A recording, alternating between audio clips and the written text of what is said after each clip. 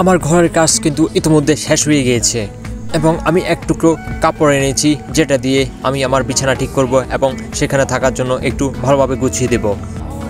রাতে থাকার জন্য মোটামুটি মজবুতভাবে এই ঘরটি তৈরি করেছি। জানি না কতটুকু টিকে থাকবে রাতে এই ঘরটি।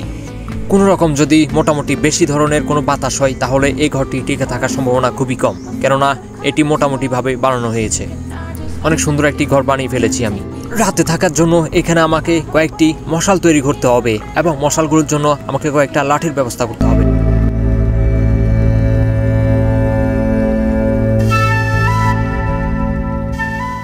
ইতিমধ্যে আমি 4টি মশাল তৈরি করে ফেলেছি। এগুলো আমার রাতে অনেক কাজে আসবে। রাতে গরমের ভাব এবং আমাকে আলোকিত করতে এই মশালগুলো অনেক কাজে আসবে। আমি বর্তমানে যে জঙ্গলটিতে রয়েছি এখানে আমি মূলত সব কিছু জানি না এবং সব কিছু জানি না এখানে আরও কি ভয়ঙ্কর রয়েছে। তারপরেও আমি এই জঙ্গলটিকে একবার ঘুরে দেখতে চাই। কিসের আশঙ্কা থাকতে পারে, কিসের জন্য ভয় থাকতে পারে এবং কি রয়েছে। যেহেতু রাতে এখানে থাকা হবে, এই এলাকা সম্পর্কে আগে আমাকে জেনে নেওয়াটাই খুবই ভালো একটা দিক হবে। আমাকে জেনে ফেলতে হবে যে এখানে কেমন ধরনের বা কী ধরনের এখানে ভয়াবহতা থাকতে পারে বা কী ঘটতে পারে। চলুন দেখা যাক একটু ঘুরে।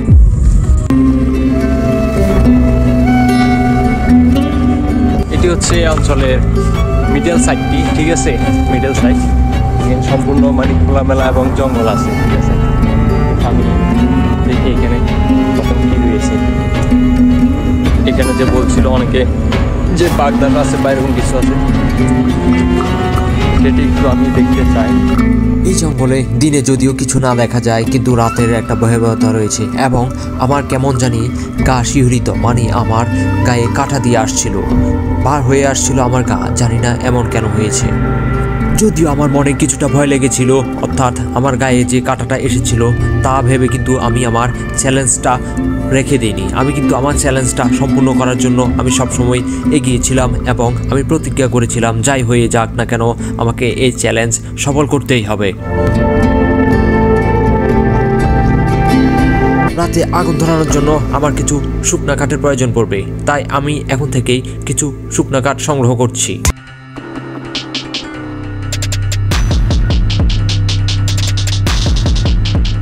এগুলোকে দেখতে যদিও ইলিশ মাছের জালের মতো মনে হয়, আসলে এটি তা নয়। এটি কিন্তু শ্যাওলা এক ধরনের এবং এটিকে দেখতে পুরোটাই ইলিশ মাছের জালের মতো মনে হয়েছিল আমার কাছে।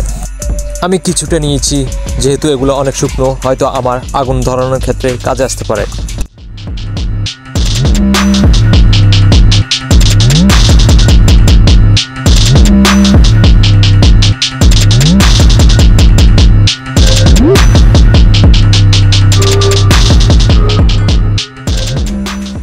আসছে নেক্সট এপিসোড, সাথে থাকুন, লাইক করুন, আর ইউটিউব থেকে দেখে থাকলে অবশ্যই সাবস্ক্রাইব করুন, আর ফেসবুক থেকে দেখে থাকলে অবশ্যই ফলো করে রাখুন নেক্সট ভিডিওটা খুব দ্রুত পাওয়ার জন্য।